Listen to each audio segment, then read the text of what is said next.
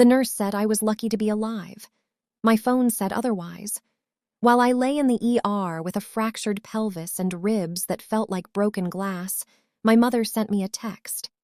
Not, "Are you okay?" Not, "We're on our way." Just 3 cold words. "Call an Uber." I stared at the screen, thinking maybe shock was making me read it wrong. Then another message popped up. A photo of an invoice, $287. Dog sitting. "I'm in the hospital," I typed with shaking fingers. Her reply came instantly. "You still owe us." In that moment, something inside me didn't just break. It shattered. Not from the accident, from the realization that I had never really had parents at all, only creditors with my last name, and that's where my story truly began. Before I share this chapter of my life, if you've ever felt ignored, unheard, or underestimated, then this channel is for you. Subscribe to Jossy Revenge, where every story has a heartbeat. Now, let me take you back to where it all began. I used to believe that love was measured in what you were willing to give up. Time, money, dreams, sleep, peace of mind. If someone needed me, I showed up. No questions asked, no receipts kept, especially when it came to my family. My parents used to say I had the responsible child syndrome. They'd laugh about it at dinner, like it was a cute personality trait, not something quietly draining the life out of me.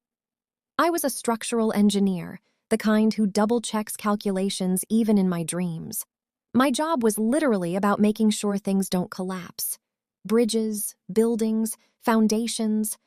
Ironically, I never noticed my own life was built on something unstable. It started small. It always does. "Sweetheart, the roof is leaking," my dad said one Sunday afternoon, standing in my apartment doorway with that tired smile that always made me feel like a terrible daughter for living comfortably while they struggled. "Insurance won't cover it all."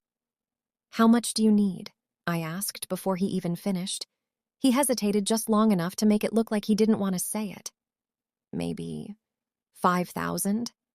I transferred it before he left my parking lot. No contract, no repayment plan, just a "love you, honey." "What would you have done?" "It's your parents. You don't exactly send them a payment schedule." Then came the kitchen renovation. "Your mother's arthritis is getting worse. The old cabinets are too low." Then the property taxes. You know how things are these days. Then the emergency plumbing disaster that somehow required an entirely new bathroom. Each time there was gratitude, hugs, homemade food packed into containers for me to take home. My mom would squeeze my hands and say, "One day this house will be yours too. We're going to put your name on the deed. You're investing in your future." That sentence became my lullaby. You're investing in your future. So I stopped questioning. I stopped tracking. I just kept giving. Meanwhile, my younger sister Kelsey was different. Not bad, just orbiting a different planet. She lived inside music, piano keys, voice lessons, auditions, recitals. My parents treated her talent like a fragile treasure that had to be protected at all costs. "Artists can't worry about bills," my mom would whisper. Unlike money itself might shatter Kelsey's creativity. So I worried about them instead. When Kelsey got accepted into a prestigious music program out of state, there were tears at the dinner table. Proud ones. "We can't afford tuition," my dad said, voice breaking. I didn't even let him finish. "I'll help." Flights, housing deposits, instruments, competition fees, recording sessions, marketing materials, a new digital piano because the old one didn't capture her tone. Every payment came with another promise. "When Kelsey makes it big, she'll take care of you." This family never forgets. "You're the backbone of this house." Backbone. Funny word. You only notice it when it starts to ache. I worked overtime, took on extra projects, skipped vacations, drove my car long past the point where it made suspicious noises every time I started it. My colleagues traveled to Greece, Japan, Bali. I traveled to my parents' house with grocery bags and a toolbox. And honestly, part of me liked being needed. Have you ever felt that? Like your usefulness was the only proof you mattered? Holidays were the strangest. I'd arrive with expensive wine, gifts, and enough food to feed a small army. Kelsey would breeze in late, glowing, talking about rehearsals and producers and people in the industry. Everyone would gather around her stories. I'd gather plates. One Thanksgiving, my aunt pulled me aside in the kitchen while I was washing dishes. "You know you don't have to buy their love, right?" she whispered. I laughed it off. "I'm not buying anything. Oh, I just help out." She gave me a look I didn't want to understand. Helping is different from carrying. I changed the subject. People who tell the truth at the wrong time are very inconvenient.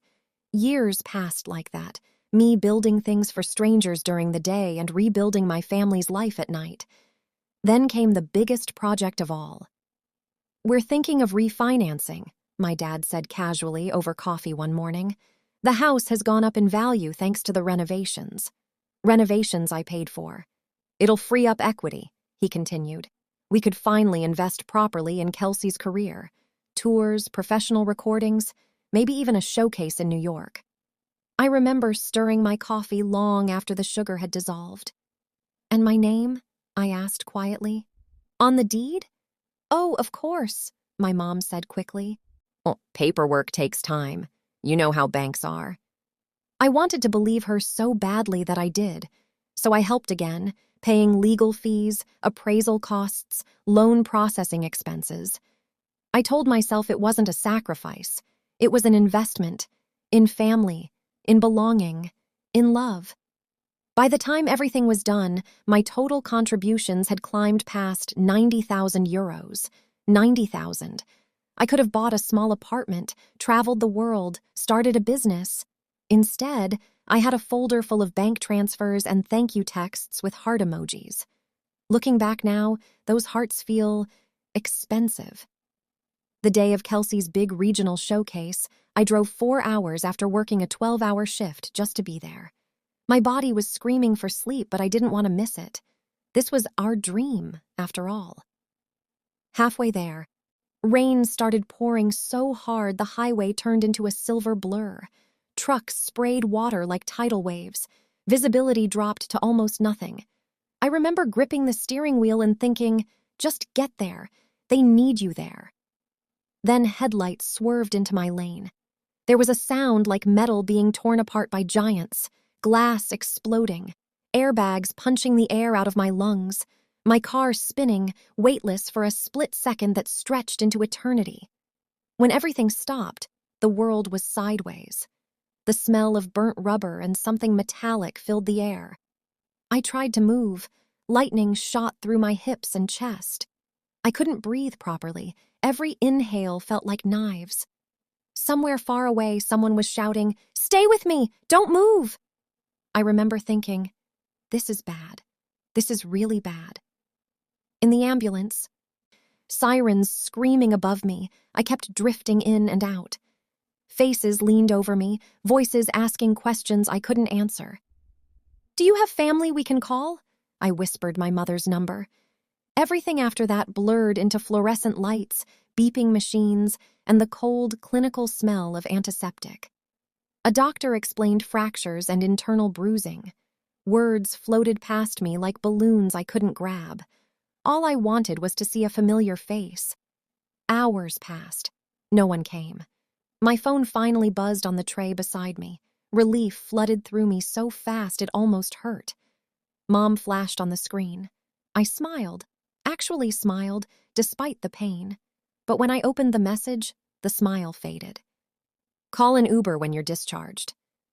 "No, how are you?" "No, we're coming. Just logistics." I stared at the words until they blurred. Oh, maybe they didn't understand how serious it was. Maybe the doctor hadn't explained. Maybe. Then the second message arrived. An invoice, clean, itemized, professional-looking, dog-sitting, 6 days food and supplies, emergency inconvenience fee total, $287. My hands started shaking so badly I almost dropped the phone. "I'm in the hospital," I typed. 3 dots appeared immediately. Disappeared. Reappeared. "You still owe us." I felt something cold spread through my chest, colder than the IV fluids dripping into my arm. Not anger, not even sadness, clarity. What would you do if the people who raised you treated your pain like an unpaid bill? I turned my face toward the wall so the nurse wouldn't see the tears sliding into my hair. Crying hurt too much anyway. Every sob sent fire through my ribs. That night, I alone under the harsh hospital lights, I realized something I had spent my whole life avoiding. I had been a daughter in name and a bank in practice, and the bill they sent from my hospital bed? That wasn't just for dog-sitting. It was proof that to them, I had never been priceless, only useful. Pain does strange things to your sense of time. In the hospital, days didn't feel like days. They felt like long stretches of fluorescent light broken by needles, medication cups, and the soft squeak of rubber soles on polished floors. Night only arrived when the hallway quieted enough for you to hear other people crying behind closed curtains. No one came for me. Not the first day. Not the second. Not even after the surgeon explained I'd need months of recovery. Kelsey sent one message. Mom said you'll be okay. I have a recital tonight. Love you. I stared at those words for a long time, wondering if love was supposed to feel this empty. Have you ever realized you're alone while surrounded by people? Nurses adjusted my pillows. Physical therapists helped me sit up. A kind elderly volunteer brought me a knitted blanket and called me sweetheart. Strangers showed me more tenderness in a week than my own family had in years. The hospital social worker visited on day 4. She had kind eyes, the kind that look like they've seen too much but haven't stopped caring. Do you have someone at home to help you after discharge? She asked gently. I hesitated. Yes, I said automatically. My parents. Even as I said it, something inside me whispered, is that true? She nodded, making notes. Good. You'll need assistance with basic tasks. Cooking, bathing, transportation. Transportation. My mother's words echoed in my head. Call an Uber. The social worker left me with a folder of recovery instructions and resources. As she walked out, I noticed something else in my chart lying open on the bedside table. Insurance status, inactive. I blinked, thinking medication was making me hallucinate. When the nurse returned, I pointed to it. That's wrong, right? Her expression shifted, professional calm sliding over something uncomfortable. You're currently listed as self-pay, she said carefully. Self-pay, hospital language for you're on your own. There must be a mistake, I whispered. I'm on my parents' plan. She didn't argue. She just said, you should contact them. So I did. My mother answered on the 3rd ring, sounding distracted. Like I'd called during a commercial break. Hi, Mom, I said, my voice suddenly small. The hospital says my insurance is inactive. A pause, paper rustling. Oh, she said lightly. Yes, we took you off last year. The room went very still. Last year? My throat tightened. Why didn't you tell me? Well, you have a good job, she replied, as if explaining basic math. And premiums went up. We kept Kelsey on because she doesn't have stable income yet. Each word landed like a pebble dropped into deep water. You removed me? I asked. Without telling me? We assumed you had your own coverage, she said. Anyway, hospitals always overcharge. You can negotiate. Negotiate. Like I was haggling over furniture, not my ability to walk again. Mom, I said slowly, I was in a major accident. Yes, we heard. Terrible timing with Kelsey's showcase, but what can you do? Something inside my chest cracked, not physically this time, but deeper. Are you coming? I asked. Another pause. A sigh this time.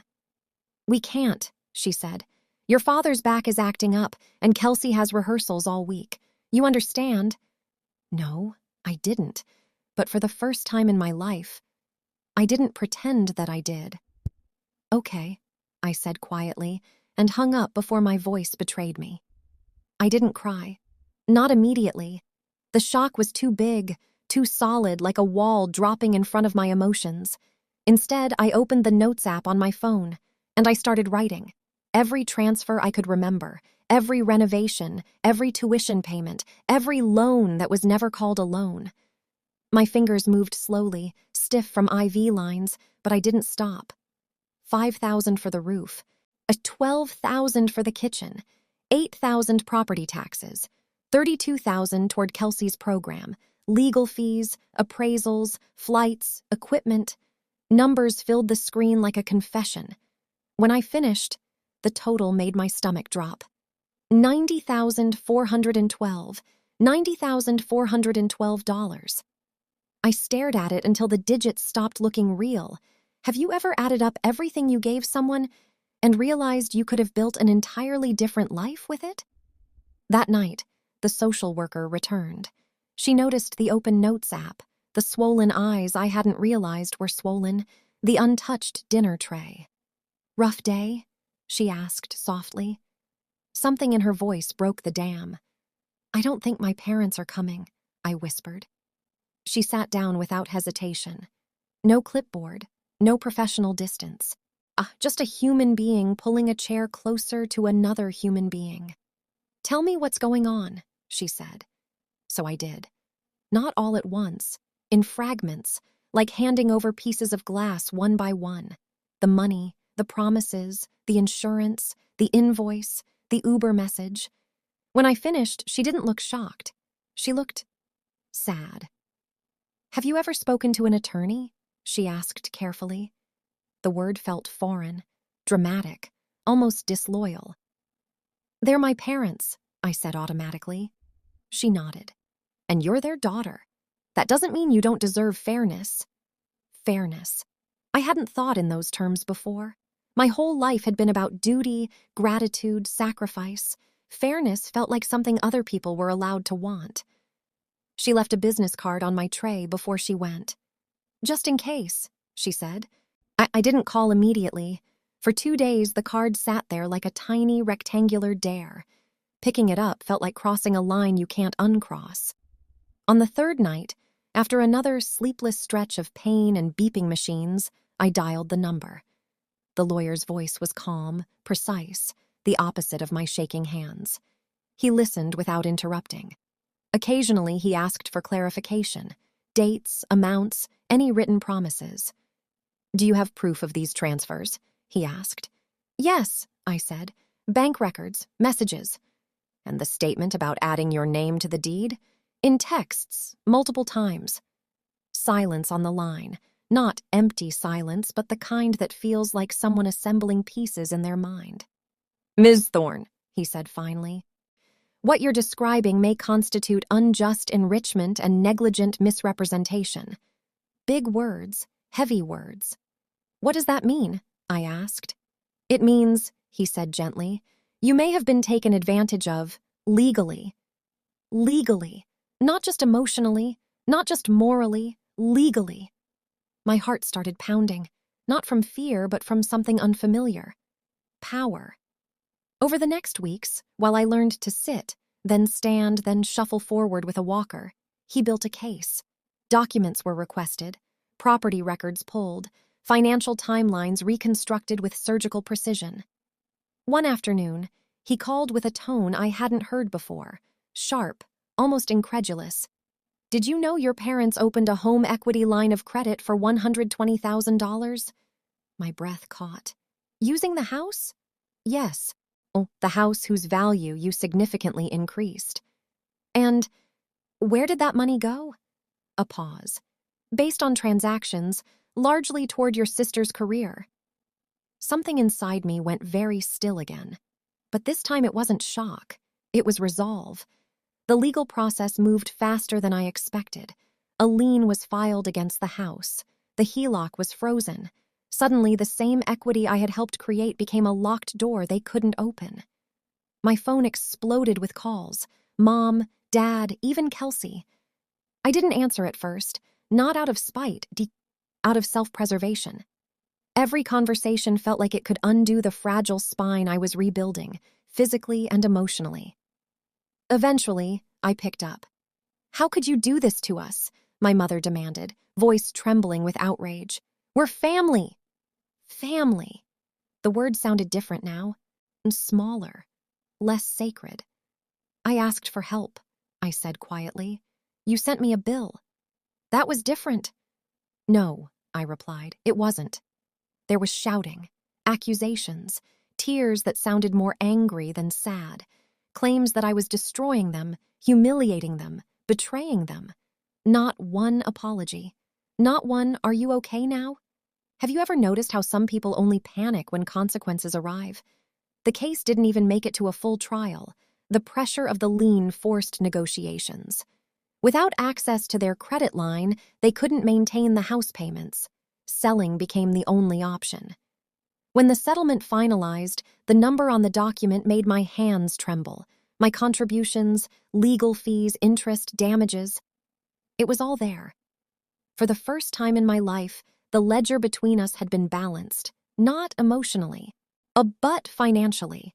Cold, official, undeniable. A few months later, still walking with a cane but stronger every day, I stood in front of a small, sunlit house on a quiet street. My house. The keys felt heavier than they should have, not because of metal, because of meaning. No conditions, no promises, no invisible strings attached, just mine. Kelsey reached out eventually. Not to argue, to talk, really talk, without our parents translating everything through their own needs. I didn't know, she said quietly during our first coffee together. About the money, about the insurance. I believed her. For the first time, we were two adults instead of roles in a family script. We're not perfectly close now, but we're honest. And sometimes honesty is a stronger bond than forced loyalty. As for my parents, distance became our default language. Occasional messages, holidays acknowledged but not shared, a polite, careful relationship built on boundaries instead of sacrifice. Do I hate them?